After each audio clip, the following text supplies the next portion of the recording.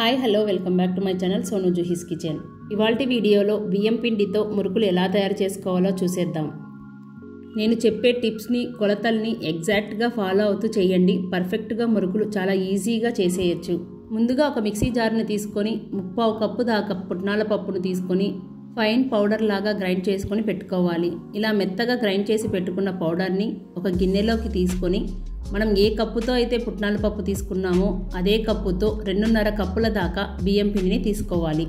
ఇప్పుడు ఇందులోకి 1 table spoon నువ్వులు, రుచికి సరిపడా ఉప్పు, 1.5 స్పూన్ కారం, 2 టేబుల్ స్పూన్ల కాచిన నూనెను వేసుకోవాలి.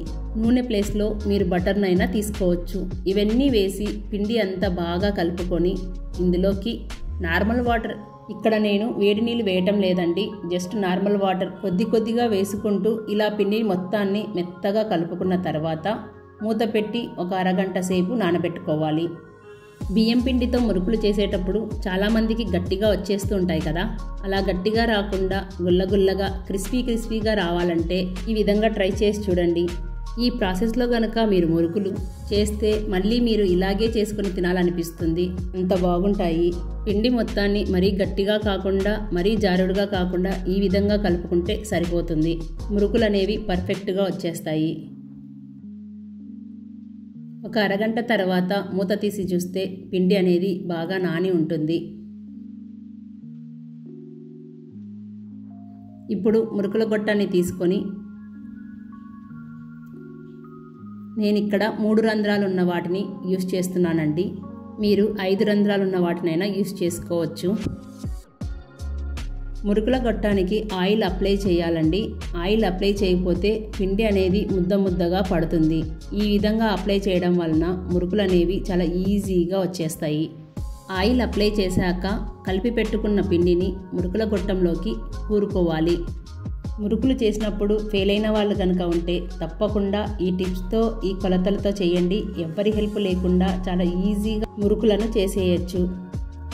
ఇప్పుడు స్టవ్ మీద మందపాటి కడాయిని పెట్టుకొని డీప్ ఫ్రైకి సరిపడా ఆయిల్ని వేసి ఆయిల్ వేడయ్యాక ఆయిల్ అనేది మీడియం హీట్లో హీట్ అయ్యాక ఫ్లేమ్ని లో ఫ్లేమ్లో పెట్టుకొని ఇలా చిల్లుల గెరిటిని తీసుకొని వేడి ఆయిల్లో ఇలా ముంచి వీటి మీద మురుకులను నచ్చిన సైజులో ప్రెస్ చేసుకొని ఆ గరిటని డైరెక్ట్గా ఆయిల్లో వేసి ఫ్రై చేసుకోవాలి.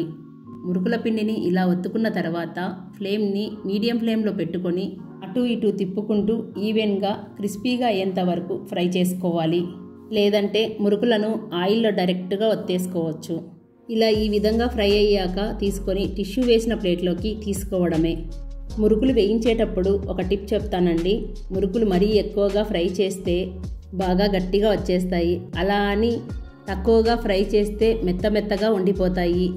సో అందుకని మీడియంగా గోల్డెన్ కలర్ వచ్చేసాక పక్కకు తీసుకోవాలి. అప్పుడు మనకి పర్ఫెక్ట్గా క్రిస్పీగా టేస్టీగా వచ్చేస్తాయి. ఇలా అన్ని మురుకులు తయారు చేసుకున్న తర్వాత పూర్తిగా చల్లారనిచ్చి ఒక ఎయిటెడ్ బాక్స్లో పెట్టుకుంటే 15 నుంచి 20 రోజుల వరకు ఫ్రెష్గా తినేయచ్చు. చాలా టేస్టీగా కూడా ఉంటాయి. సో ఫ్రెండ్స్, ఇవాల్టి వీడియో మీకు నచ్చినట్లయితే please like, share, subscribe to my channel Sonu Juhi's kitchen. Thank you for watching.